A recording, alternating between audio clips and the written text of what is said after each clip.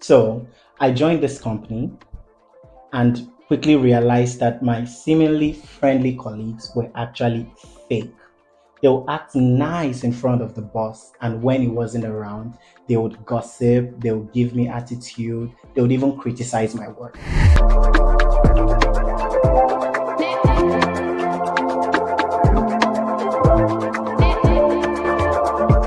Hello, and welcome back to my channel. If you're new here, What's Your Take with Sal's podcast is all about sharing real life work experiences, whether they are good, bad, ugly, or downright crazy. And on today's episode, I'll be sharing a personal experience with you all. Talk about toxic work environment. I have firsthand experience. Hang on. So I joined this company and quickly realized that my seemingly friendly colleagues were actually fake. They would act nice in front of the boss, and when he wasn't around, they would gossip, they would give me attitude, they would even criticize my work. I remember when my boss assigned me to work with one of these colleagues, I was put under her tutelage. And from the start, her actions already made it clear that she didn't even want me there. One time we attended a conference together. She told me to meet her at the venue. I diligently went. I took my notes.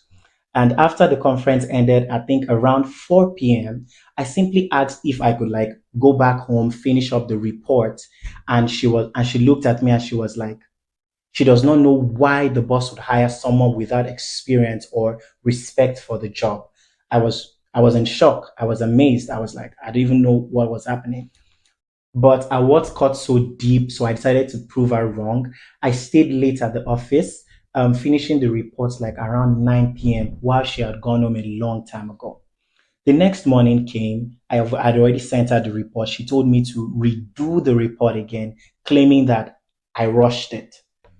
I wanted to speak up, but I was still learning the ropes. So I decided to keep quiet, hoping that things would get better, but it didn't.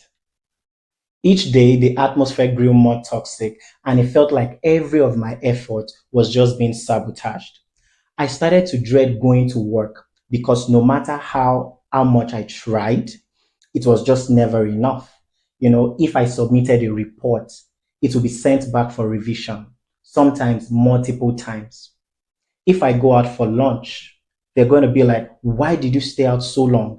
Even if I had only taken 15 or 20 minutes.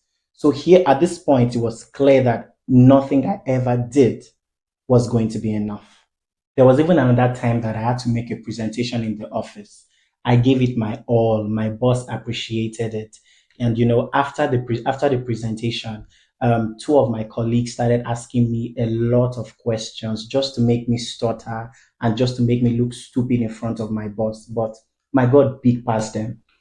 After this presentation, I stepped out of the office to make myself a cup of coffee.